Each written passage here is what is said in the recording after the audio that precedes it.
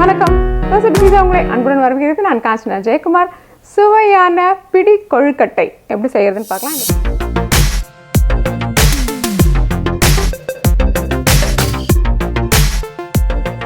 இந்த பிடி கொழுக்கட்டை ரொம்பவே சுலபமான ஒரு விஷயம். ஆனாலும் சில கஷ்டங்கள்னால நம்ம அதை செய்யறதில்ல. வாங்க இப்போ இதை செய்து பார்த்து அசத்துவோம். இந்த பிடி கொழுக்கட்டைன்றது ரொம்பவே சுலபமாக நல்லா செய்யக்கூடிய ஒரு விஷயம்.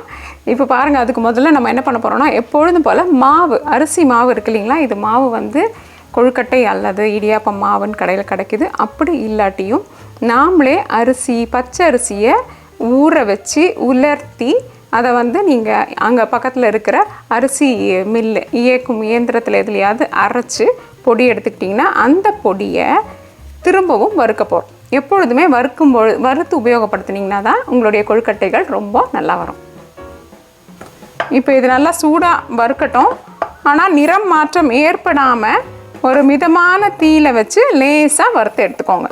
இப்போ நம்ம என்ன பண்ண போகிறோம்னா, ஒரு கப்பு மாவுக்கு அரை கப்பு வெல்லம் எடுத்துருக்கோம். இந்த வெல்லத்தை வந்து சிறிதளவு தண்ணீர் ஊற்றி நம்ம என்ன பண்ணலான்னா, மைக்ரோவேவ் அல்லது நீங்கள் சாதாரண அடுப்புலையே நல்ல பாத்திரத்தில் ஊற்றி இதை வச்சு அந்த வெல்லத்தை கரைய விடணும். அதுதான், இதில் பாகு எடுக்க வேண்டிய அவசியம் இல்லை. வெல்லம் கரையணும். கரையிற வரைக்கும் நம்ம இதை ஊற்றி தண்ணி ஊற்றி உள்ளே வைப்போம். அரை கப்பு வெல்லத்துக்கு அரை கப் தண்ணி ஊற்றிருக்கோம்.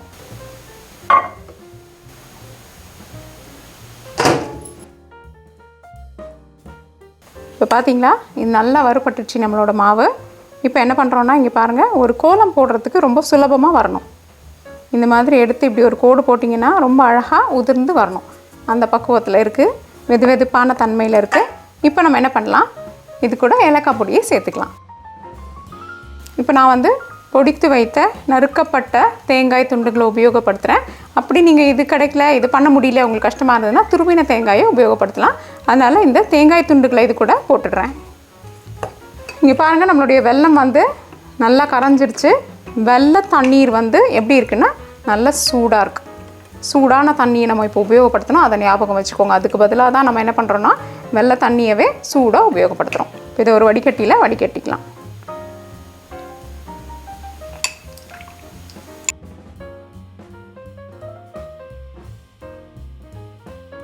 அரை கப்பு வெல்லத்துக்கு அரை டம்ளர் தண்ணி ஊற்றினோன்னே உங்களுக்கு இந்த மாதிரி ஒரு அளவான ஒரு தண்ணீர் கிடைக்கும். இப்போ நம்ம என்ன பண்ணலான்னா, மறுபடியும் வெது வெதுப்பான தண்ணீர் 1 அல்லது 2 தேக்கரண்டி அளவு இதில் ஊற்றிக்கலாம்.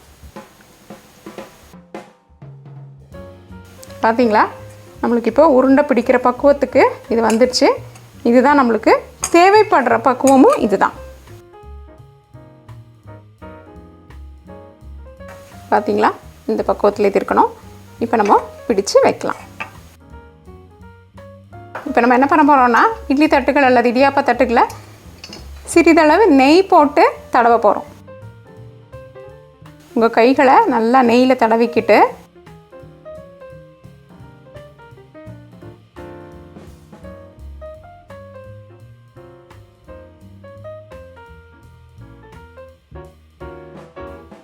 இப்போ இதில் நம்ம சொல்லியிருக்கிற அளவு வந்து ஒரு ரொம்ப மிதமான இனிப்பு இருக்கக்கூடிய ஒரு பண்டமாக இது இருக்கும். உங்களுக்கு வந்து கொஞ்சம் கூட இனிப்பு இருக்கணும் அப்படின்னு நினச்சிங்கன்னா சிறிதளவு வெல்லத்தை அதிகரிச்சுக்கலாம்.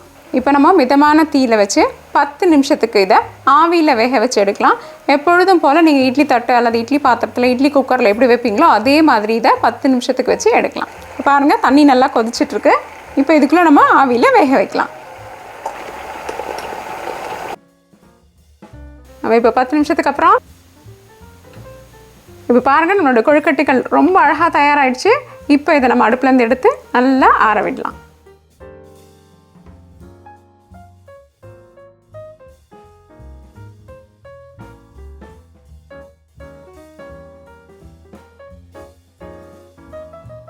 என்ன நண்பர்களே, இந்த சுவையான பிடி கொழுக்கட்டை எப்படி செய்கிறதுன்னு பார்த்தீங்களா? ரொம்பவே சுலபமாகவும் இருந்துச்சு இல்லைங்களா? நினச்ச நிமிஷத்தில் உடனே செஞ்சு முடிச்சிடலாம். செய்து சாப்பிட்டு பாருங்கள். இது வந்து நீங்கள் நிறைய செய்கிறதா இருந்தீங்கன்னா அதனுடைய ஆவியில் வேக வைக்கிற நேரத்தை கொஞ்சம் கூட அதிகரிச்சுக்கோங்க. 10லேருந்து 15 நிமிஷம் நீங்கள் அடுப்பில் வைக்கிற தீயின் அளவு, நெருப்பின் அளவையும் பொறுத்தது. அதனால் அதுக்கேற்ற மாதிரி பண்ணிக்கோங்க. சுவையான இந்த கொழுக்கட்டையை செய்து பார்த்து உங்கள் கருத்துக்களை எங்ககிட்ட பகிர்ந்துக்கோங்க. தோசை டு பீட்சா என்றென்றும் உங்கள் நாவிற்கும் வயிற்றிற்கும் நல்லதொரு சுவை. இந்த வீடியோ உங்களுக்கு பிடிச்சிருந்தா லைக் ப்ரெஸ் பண்ணுங்கள். தோசை டு பீட்சாக்கு மறக்காமல் சப்ஸ்கிரைப் பண்ணுங்கள். இந்த சப்ஸ்கிரிப்ஷன் முற்றிலும் இலவசம் மற்றும் உங்களுடைய பிரிண்டபிள் ரெசிபீஸ்க்கு dosa@pizza.com விஜயம் செய்யுங்கள். நன்றி, வணக்கம்.